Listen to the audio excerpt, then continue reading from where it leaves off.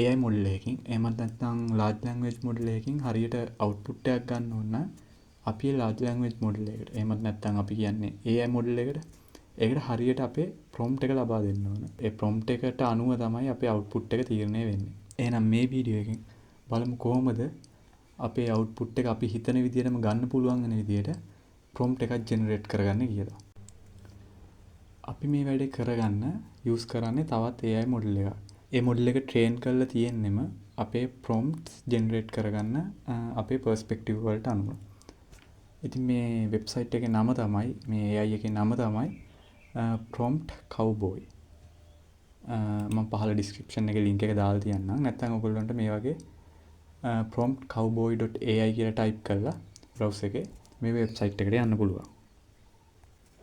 හරි, ඒ වෙබ්සයිට් එකට ගියාට පස්සේ ඔයගොල්ලන්ට බලා ගන්න පුළුවන් මේ විදිහේ ඉන්ටර්ෆේස් එකක්. සාමාන්‍ය අපේ ChatGPT, Gemini වල වගේ සමාන ඉන්ටර්ෆේස් එකක් තමයි මේ වෙබ්සයිට් එකෙත් බලා ගන්න පුළුවන් වෙන්නේ. මෙතනින් අපිට account එකක් හදාගෙන අපිටම personalize වෙන විදිහට අපේ prompt ටික generate කරගන්න පුළුවන්. මොකද මේකේ memory එකක් වෙනම allocate වෙලා තියෙනවා. අපි දිගටම අපේ prompt හදා ගන්නකොට අපිට මේක match වෙන විදිහට prompt ටික හදලා දෙනවා. මෙතනින් Google එකෙන් sign up වෙලා එහෙම නැත්නම් email එක දාලා සාමාන්‍ය වෙබ්සයිට් එකකට account එකක් හදාගන්න වගේම මේ වෙබ්සයිට් එකෙත් අපිට account එකක් හදාගන්න පුළුවන්.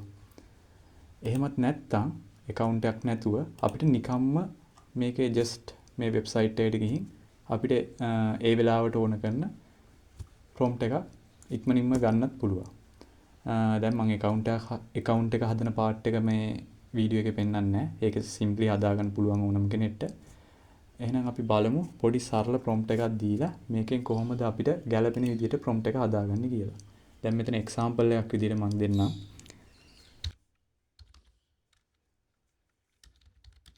මෙන්න මේ වගේ සරල පුංචි prompt එකක්. දැන් අපි සාමාන්‍යයෙන් මේක AI එකකින් ඇහුවනම් අපිට එන්නේ මේකට සමාන සරල මොකක් හරි just answer එකක්.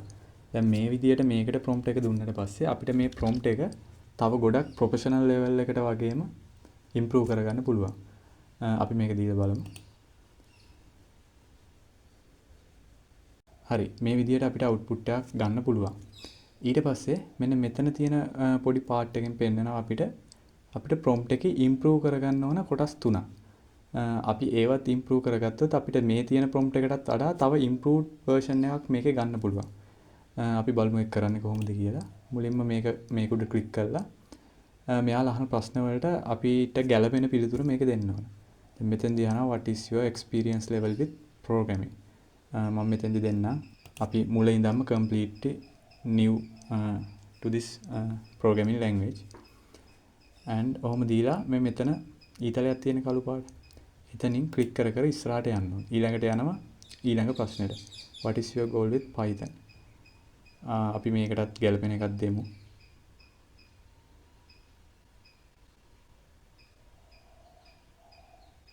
මෙහෙම ඔක්කොම අපි සිලෙක්ට් කරගත්තට පස්සේ අපිට ගැළපෙන විදියට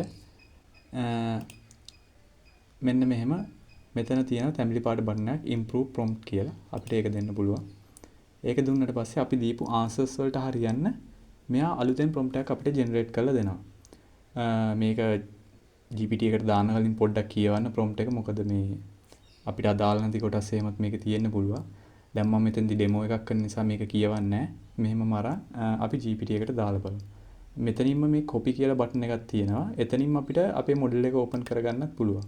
මෙතන copy button එක click කරාට පස්සේ මෙතන එනවා GPT එකෙන්ද Claude එකෙන්ද Gemini Perplexity ඔය අපිට කැමති model එකකින් මේක open කරගන්න පුළුවන්. හරි, අපි බලමු තව example එකක්. හිතන්නකො අපිට මේ වගේ එකක් දැනගන්න ඕන කියලා AI එකකින්. අපිට දැන් මේ වගේ simple prompt එකක් AI එකකට දෙන්නත් පුළුවන්. නැත්නම් මේ වගේ website එකකට ඇවිල්ලා මේ විදිහේ prompt එක අපි දෙන විදිහේ prompt එක පාවිච්චි කරලා අපිට professional මට්ටමේ තව prompt එකක් generate කරගන්නත් පුළුවන්. ඉතින් මේ වීඩියෝ එකේදී මොනවා හරි ඔයාලට ප්‍රශ්න තියෙනවා මේ සම්බන්ධව මොනවා හරි තව දෙයක් දැනගන්න ඕන නම් පහළ comment section එකේ දාන්න. එහෙනම් ඊළඟ වීඩියෝ එකෙන් හම්බ වෙමු.